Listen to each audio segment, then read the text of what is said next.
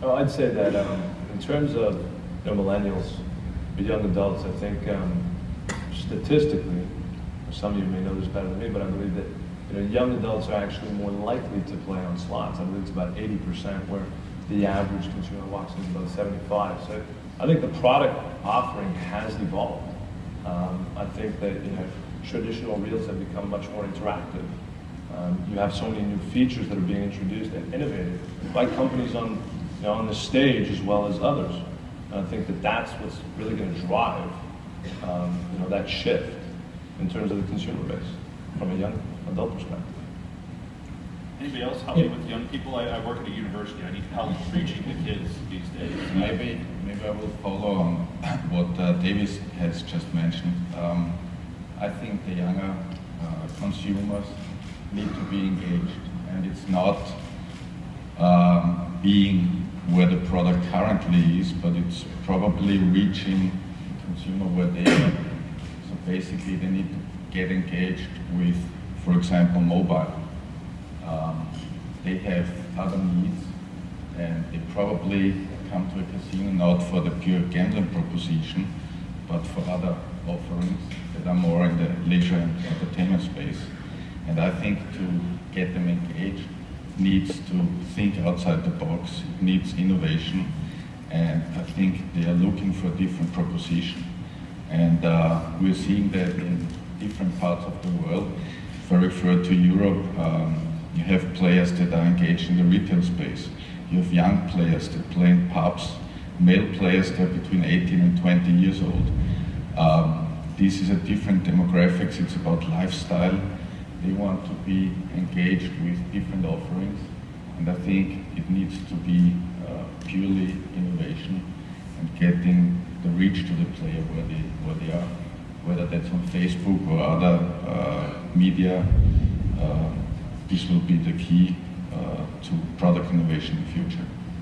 And yeah, if I may, I think sometimes we focus a little bit too much on age.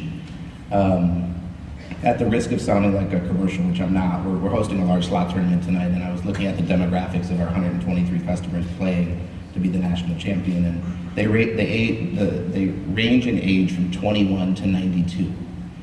So I can tell you 21-year-olds will be competing against 92-year-olds, and they're going to be having a blast on the same product.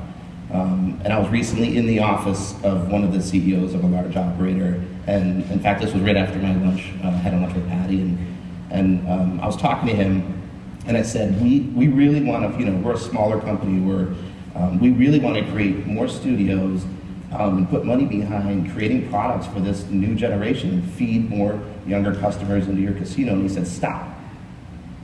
I'm losing the 65-year-old female. He said, I agree, we need to fill that funnel, and we need to think about the industry certainly in the next 20, 30, 40 years, but we need help with the 65-year-old woman who used to come 20, 40, 30 times a year, and they're coming half that. And so I don't think it's as much, we get obsessed with talking about age and the millennials, but it's about us stepping back and saying, what can we do to re-attract and re-engage people who love the product, but they're not, and Patty alluded to this a little bit more, they're not coming anymore. They're not coming as much as they were. So I think that's a key question we need to ask each other. Yeah, I mean, Patrick and I have had this conversation before, but I mean, I think it is really important that we don't think about it as an age-bound situation. I mean, there is this new connected generation that transcends age, and the consumption of content has changed dramatically around the world. The way people consume their audio content, video content, broadcast TV content, it has changed dramatically. And at the end of the day, we all build content-driven experiences. And how do you make certain that within the regulatory boundaries, which is one of the big restrictions, frankly, that we have today, right? I think each and every one of us are pushing the regulatory boundaries. If you look at the immersive slot machine experience today, it's very different. The audio experience is different, the display technology that we use is different, the connected component of tournament managers and what have you, it's very different But there, we have a fence around us called the regulatory environment. And so being able to push as far as consumers would like us to push, it's not possible yet. Let's play with that a bit. This is one of the questions we have to ask, is the relationship with the regulators and the ways in which they're allowing for innovation to take place. And at the International Gaming Institute over in Maryland Parkway down the street, we are often hosting educational programs for the world's regulators, where these questions come up quite a bit. And it's like the relationship between the operators and the suppliers. Everybody here, regardless of the status and quality of the relationship, is trying to do their job as best as they possibly can. And they want to hear from manufacturers, how do we do this? We keep being told we need to be responsive, we need to be nimble, we need to make sure that regulatory structures are able to encourage innovation. How do they do that? What should we be telling these folks over at the university when they come to us for regulatory education programs? I know you have to be careful and David's around this a little bit sometimes, but yeah, the regulatory environment. I think the US is blessed with great regulators, I would say, because they've been in the industry for so long. The industry evolved. It's interesting. We were talking at the AGA about as this industry becomes more global and new jurisdictions open. Part of it is how do we globalize the common problems around responsible gaming, and how do we educate people there, and also with the use of mobile devices. Essentially, if I can just take it back briefly to Millenniums, part of the issue, and Paddy sort of raised it, is this age group of accessibility to gaming through devices which are not on the casino floor and therefore not managed as well. And I think that's a critical area where we as an industry on both sides need to manage that through regulators and find ways that we can funnel and control that. I'd also just want to reassure people about this Millennium, and a couple of my colleagues here mentioned that, is there's another way of thinking about this. The people go through lifestyles, so you can't just earmark a generation. You mentioned I came from a liquor background, and the liquor industry in wine has spent years and years trying to get 20-year-olds to drink wine, and eventually they worked out they all do, but not till they're 30. This is the drinking age in Australia. The drinking age in Australia is not 21. That's right. We start a bit younger. Important. So in some ways that pathway is laid out, and I think also you just have to look at the floor here, how innovative this industry remains, despite the fact the economy is quite constrained. Walking Dead, one of my products, so that's my commercial to win slot casino game of the year. That just wouldn't have happened 3 or 4 years ago, and that's not aimed at the 65-year-olds.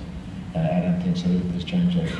Regulatory, back to the core, we have to work as an industry hard because it's a right to be here. You have to work with regulators because you have no right to be in the industry if you don't, and none of us want to push the boundaries of regulation. And I think the real battleground is going to emerge as digital becomes more and more established, and that's where we should be working with the authorities, particularly in the US, but also from the learnings in markets like Europe, about how do you control that?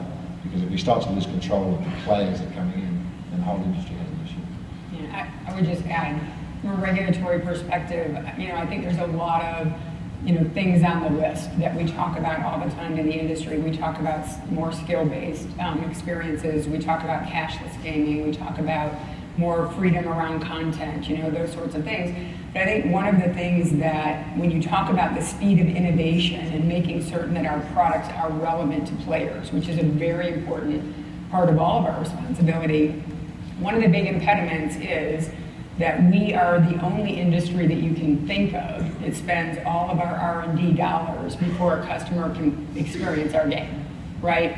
And so the risk profile of that is pretty high for those of us that sit up here and spend R&D dollars every day. Even if you think about the pharmaceutical industry, they have a clinical trials process ahead of FDA approval, right? I mean, why couldn't we have a model in our industry that allows usability testing, where people opt in to provide usability testing ahead of the full investment of R&D? I mean, that will really have a negative impact on innovation in this industry over time. If you cannot find a way that by the time your product goes to market, you are more assured of relevancy to the player. And we don't have that today. And I think, if there was any one thing I believe that regulators could do, it would be tackle that problem, and you'll find more risk around innovation in the industry.